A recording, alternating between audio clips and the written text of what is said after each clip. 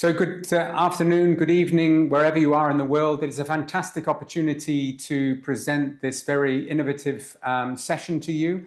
The University of Pennsylvania is running a 2-week conference, the Global Oral Health and Climate Action Conference, parallel and during the main conference that's happening in Belém, Brazil. And the idea of all these sessions is to generate policy recommendations, some action points that will be collated and then feed back into bigger agendas in WHO and also government agendas. So the material coming out of this session will be very much utilized and taken forward. As COP30 presidency said, we need to go from talking to action and implementation. And this, I understand, is really at the heart of this agenda. So without further ado, I will hand back to Valentina and wish you success for this tremendous session that you put together.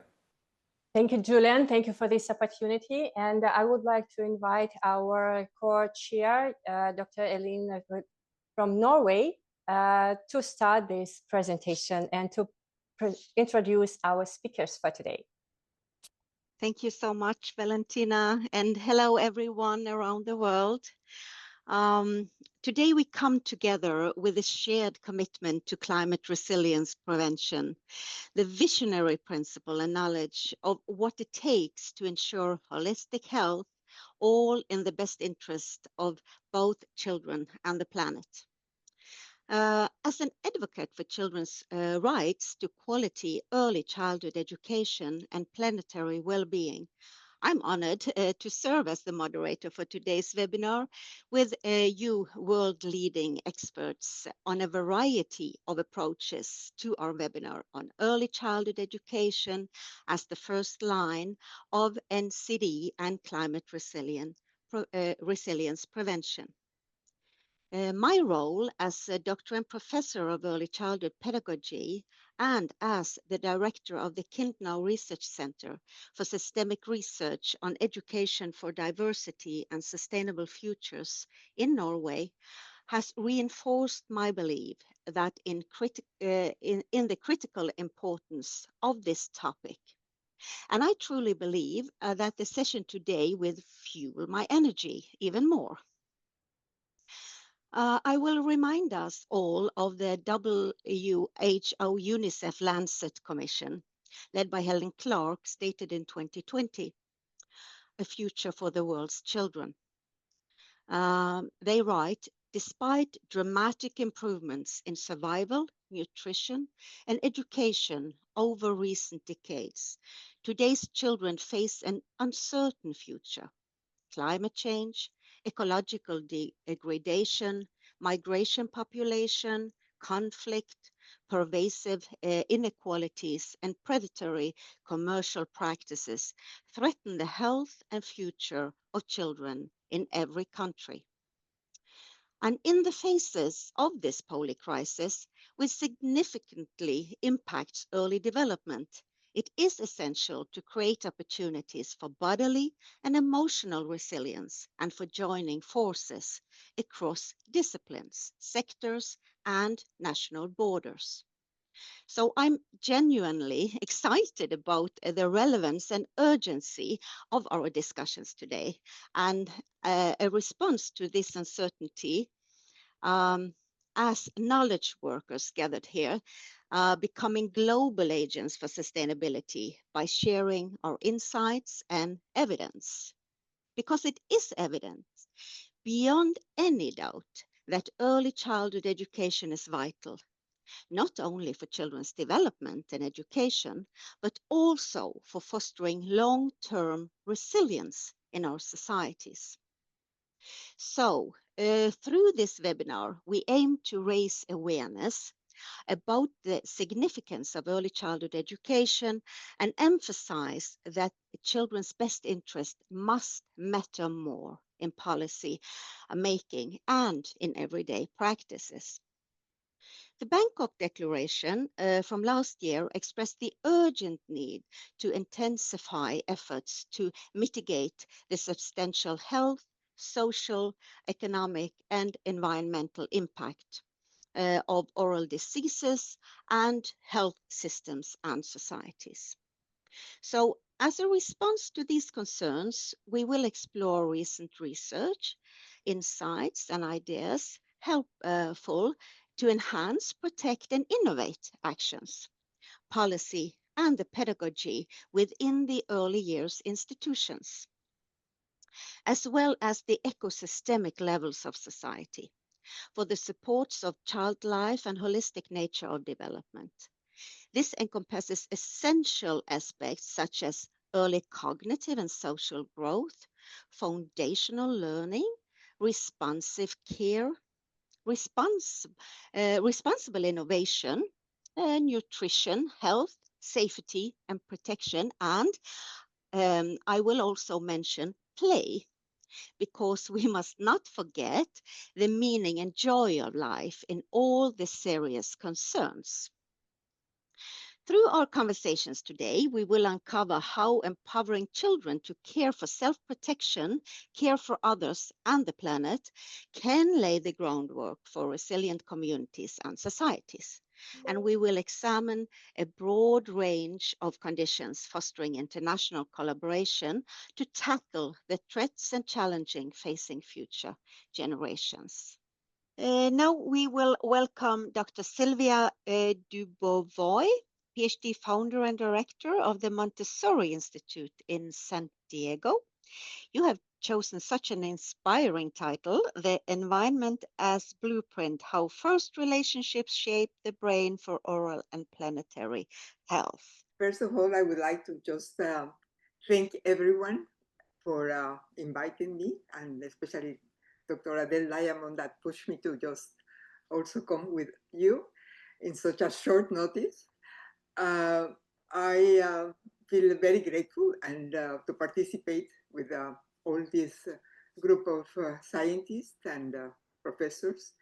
I'm a practitioner. I'm a practitioner, and I have been working with Montessori education since my child started in 1965, and we started the first Montessori school in Mexico City. So I come from a practice point of view. So I would like to just share with you something that I feel is very important.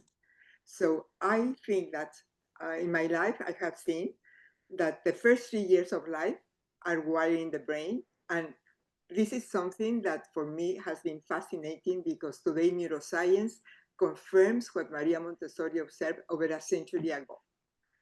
And I think that the experiences in the first 3 years of literally wire the architecture of the brain. So I would like to just tell you a story. It was just that I didn't want to continue working in Montessori, because I could see that people were making interpretations about some of the way that she has been working. And I have experienced Montessori education for 60 years.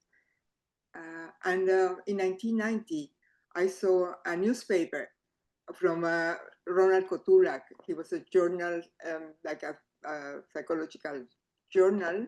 He was observing in different newspapers.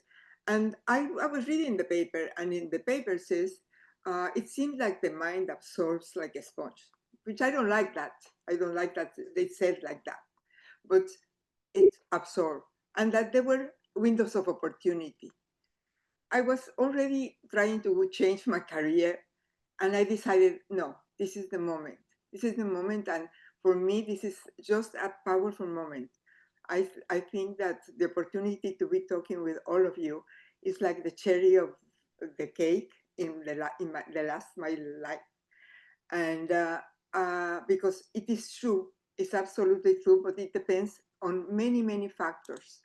So one thing that I found was, yes, about the work was that the mouth, a gateway to early experiences, that Montessori wrote that the immense influence that education can have through children has the environment.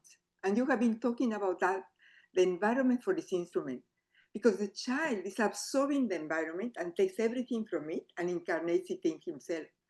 So it is the mouth which explores, tastes, speaks, cries, smiles, of the first and most powerful pathways through which the absorption happens. We often think of oral healthy only in terms of preventing cavities, infections, or disease, but it's in the first year that the mouth is also a gateway for bonding, for emotional regulation, for sensory integration, and for joy. And I think that these first 1,000 days are shaping the brain architecture of the child. And I want people that, I think that people have been now understanding that, and to see that it's happening, that more people are now aware that it's in those first 3 years of life that the capacity for trust, for a secure attachment, for empathy, for emotional regulation, all those aspects that Dr. Del Diamond was talking about, it's really about resilience and self-recovery. All that starts the first 1,000 years of life and even before. All these lifelong hygiene habits also start in that moment. Independence, order, feeding, and self-care. All these are roots not only of health, but of a lifelong well-being. So the first task of the adult is observation. Observation is the first task. But I don't see that people want observing. The adult watches with care, with attention, with interest, waiting for the right moment to involve the child in small ways during hygiene care. These invitations will support cooperation, autonomy, and body awareness long before oral health becomes a routine. And I would like to just to read you, just to give you an example of that, because when I talk about observation, I don't think that people really understand what is the aspect. And even in many Montessori schools, observation, we study observation in depth. You really have to go beyond all what you can see, all your preconceived ideas about what is a child, all your expectations, or your wishes. So to give you an example, a child just comes to the environment. He's just coming, right? And he's maybe behaving in ways that we think he's an hyperactive child. And then we diagnose, oh, he's an hyperactive. And during the group time, he's fidgeting, he's shifting his weight, he's tapping his feet, staring at the window, moving away from the rock. So what is the person going to see when they see that, when they observe that? There is immediately a comment from the teacher, he cannot sit, he has ADHD, he's also, and we label children. And that's not what we want. We want to see, observe, observe more. Instead of that, we have to observe carefully. What is the child telling you? Is he seeking movement? Is he seeking vestibular input? Do you see the child with eyes scanning the environment? So is his visual like seeking for something? Do you see the child like he's tapping maybe and she's attempting to self-regulate? The child has overstimulated, there's a lot of overstimulation because he has many things around. Do you think that shoulders of the child are very tense, needs for grounding? So what is the guy going to do when he sees and observes in depth what the child is doing? She recognizes that child, and instead of pushing that child, she will invite that child to go to the garden, to pick up maybe some leaves, to walk around, to feel, to start dressing. And as you all mentioned, breathe and lower the stress. That child that is like that has so much stress. So something that it was also a type of movement that maybe was misinterpreted, sometimes will make that person label that child. So observation tells us when the child is ready for the new experiences. Montessori said the child builds himself by means of his environment. But the adult's first task is observation. And I think we need more classes on observation for everyone because we come with many ideas about what is a child. Observation guides us in creating routines that will meet the biological rhythms and emotional needs, and it will reduce stress and strengthening attachment, trust, and resilience. by observing carefully, we are going to learn more things. When they are ready for new experiences, when they need support for comfort, when they seek for independence, when they are overstimulated or content, when to set routines in accordance with their natural needs, not with a special time in which this is the time for eating, this is the time for going to exercise, this is the time. No, this alignment between adult observation and the child's natural rhythm is what supports for me oral health as well. And ultimately the capacity to care for others and the planet. It means I observe you, I observe what you need, and I respond to your needs with intelligence, with work, with interest, guiding you and what do you need? Not what I want to give, but what do you need? So the cues tell us when the child is experiencing pleasure. I can just invite you to remember the expression of relaxed expression during feeding for maybe a newborn or a baby that is with a mother. What about a toddler's delight in sipping from a cup or putting a spoon in the mouth? A baby's smile when the gums are gently wiped, because we wipe the gums also. We respond not only to prevent harm, but to enhance sensory integration, emotional regulation, connection with others, self-trust and empathy. A child that is respected, a child that is, you open your mind, that you're listening, you are there with your presence, that child starts trusting the world. So Montessori preparation of the environment and early prevention in public health and attention to the joy of oral exploration, I feel like all of those things that you are talking now, they are all aligned. They are honor survival, but they are also honoring delight and a sense of interconnectedness. When we involve children in small ways in the activity during hygiene care, they also feel independent. They feel respected. They feel as like someone recognizes me. And the routines must mirror the Montessori principle. Help me to do it by myself. Every child that needs guidance is begging, but let me do it, let me try it. But it is the adult that, because of the pressure and the stress that they have, that transmit that stress to the child. And then we all suffer. So I think that our health is not just functional. It is a story of development, of pleasure, and of connection. I will invite you to see every smile, cry, or sob, because it has information, pleasure, and a sense of connection to others.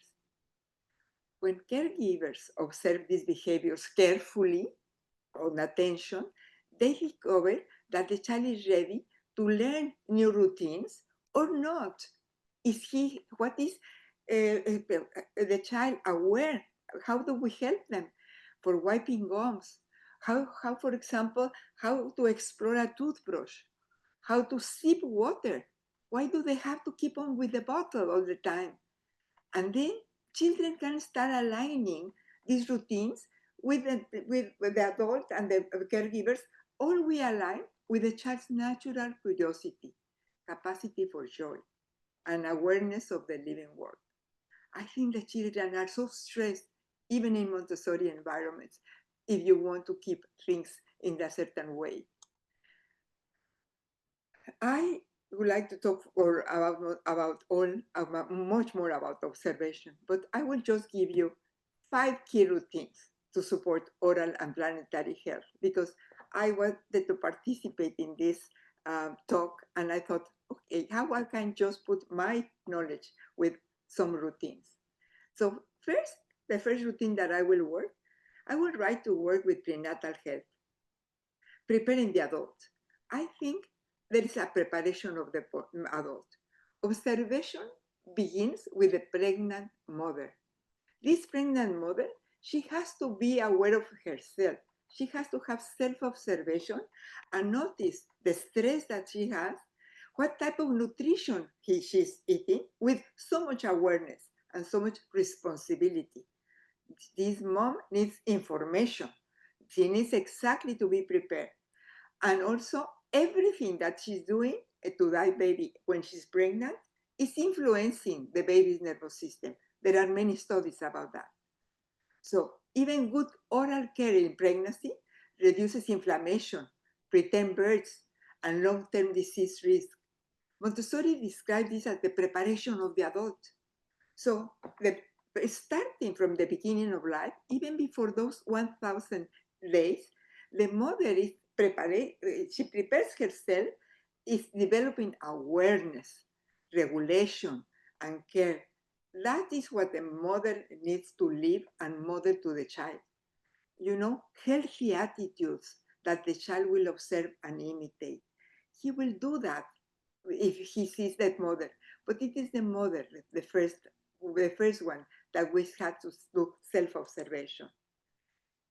Another routine would be from birth to 1 year. That's the first relationship and the golden liquid. When I have been seeing that now, and the trauma that has at birth, have you seen the hospitals? Have you seen the way it works? Have you seen that baby that is just born? He has already received so much information inside the mother's womb. And he goes outside and a totally different environment with lights, with this. We want him to breathe. How is he going to breathe in that environment? So what kind of way of receiving that child is in many places? I know that in many places what they are doing is they are letting the baby stay with the mother's womb for 2 or 3 hours, so the baby can really see can connect with the mother, with the smell. All the senses start awakening. Breastfeeding is not only nourishment, it's also an emotional oral immune therapy. The colostrum that the mother will give at the beginning of life delivers antibodies and growth factors, supporting both oral microbiome development and establishing feeding patterns of comfort and trust. You know, this is part of something. Just the beginning of life is the first trauma. So starting with that, we have to help, and the only way is observing. Observe the babe. Observe the babe when he has all these manipulations from the nurses, when they are showing about reflexes, when they are manipulating him. This baby needs to be received in a good care, in a good way. So I am glad that I'm coming to this world. The environment has to receive that baby with love, with respect, and with responsibility. And for that, we need more information. We need more people trained in observation. One thing that connected with oral health, well, gently wiping the gums. Gently wiping the gums of the child before he has the teeth during the first 6 months becomes a moment of affection, of eye contact, of sensory pleasure. This will be the foundation of a lifelong hygiene without fear. It's not merely hygiene for its own sake. We do not to push the child. We use every contact that we have with the child for relationship. The adult is the only one that can see that child has.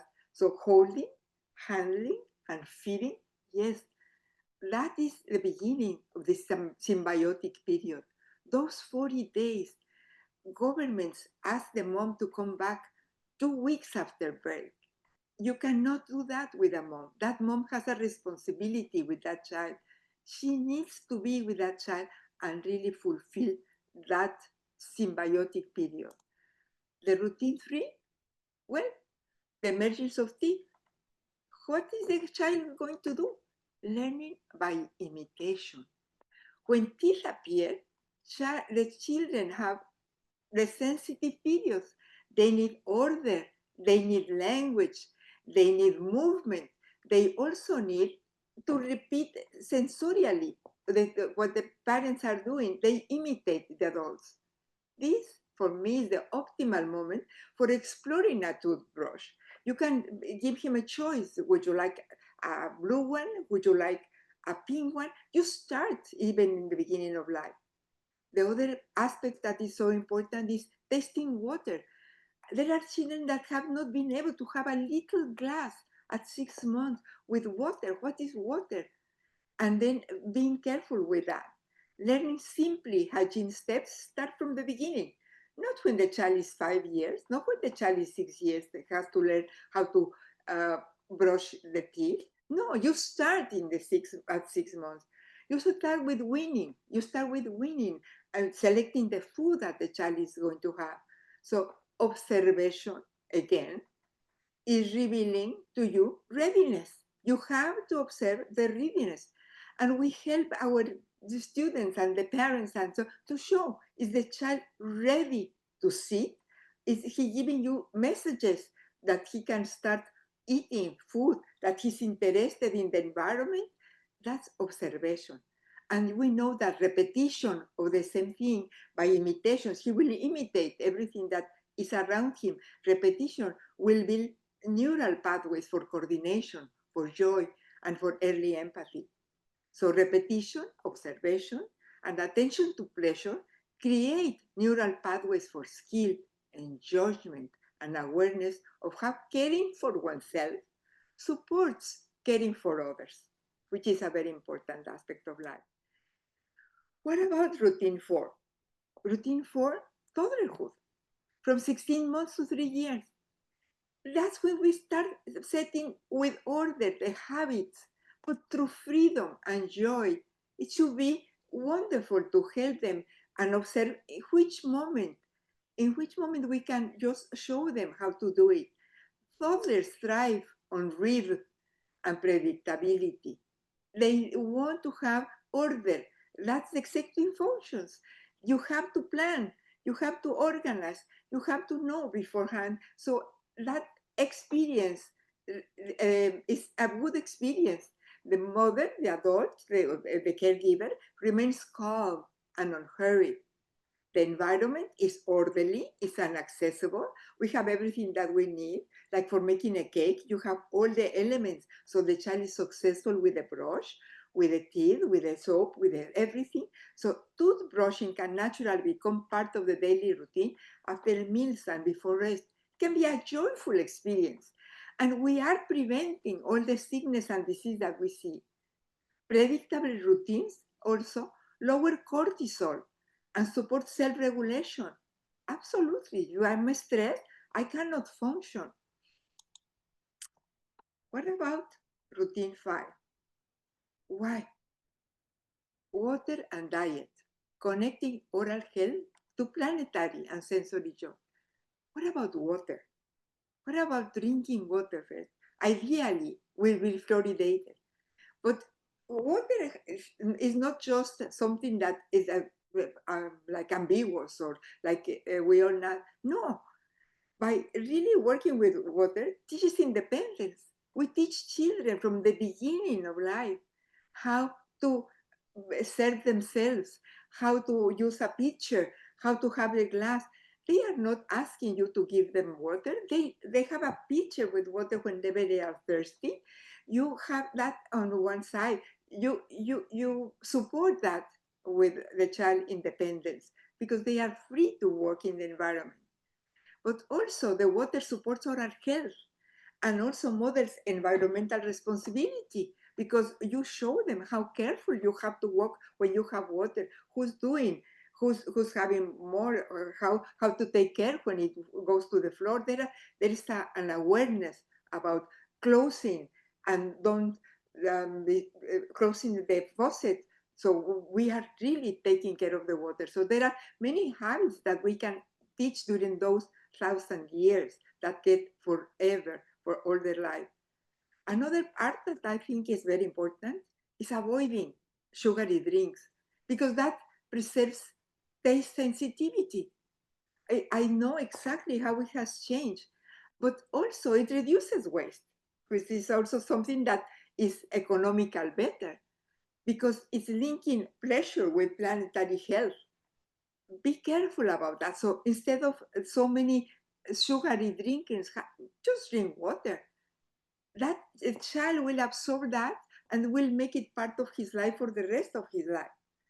Now, observation, again, ensures we meet children's biological needs and their natural desire to pleasure, to curiosity, and connection. I can give you so many stories about water, but I just wanted, I know that I was coming with you, and I said, there are many research that are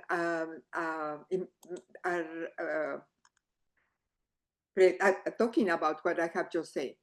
There's a theory about attachment and brain development.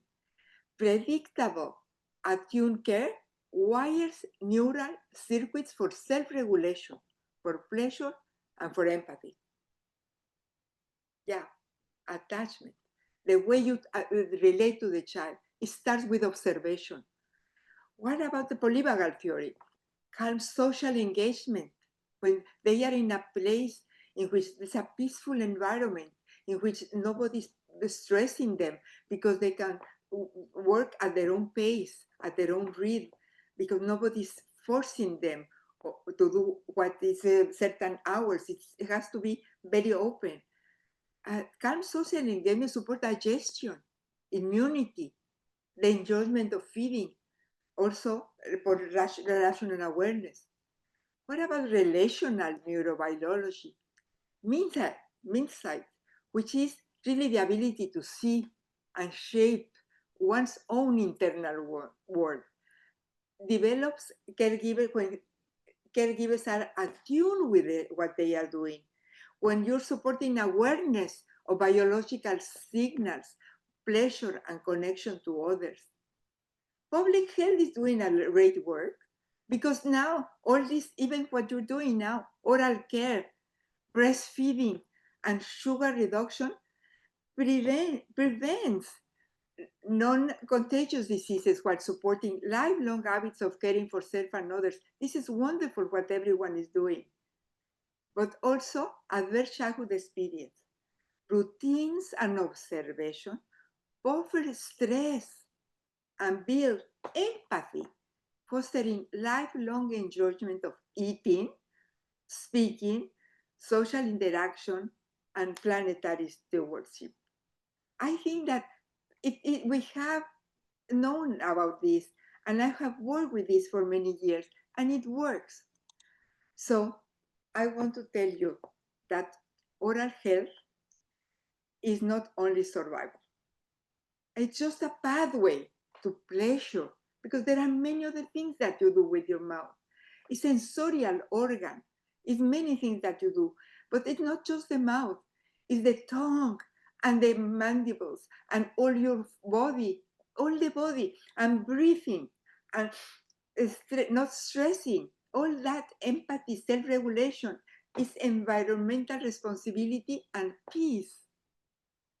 I think that when caregivers and educators and health professionals and all what you're doing right now can observe children in many places and respond to their cues without preconceived ideas about what is a child, without expectations, without preferences, just be open to discover a human being with a personality of its own, then when we're really doing that, we are creating ecosystems of care that really are nurturing resilience and stewardship for both for yourself and for the planet.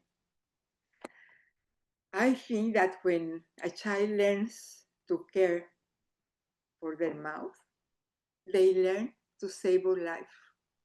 They connect with others. They learn to care for the world. It has been for me a wonderful experience than living with children and see that when you allow them to grow in a very normal way, the way they are, and respect what each one has, it's time now. After 100 years, Maria Montessori used to say, don't look at me, Observe the child. Observe the child, but to be able to learn, you have to take out from your eyes that feeling that I need to control the child, or I need to make the child, engage the child with toys. No, what are the needs of the child, and respond to them with a prepared environment, and of course, with a prepared adult that has taken as the first class in their life how to observe a human being. Thank you very much. Thank you, Silvia. You really got our attention to the mouth of the child.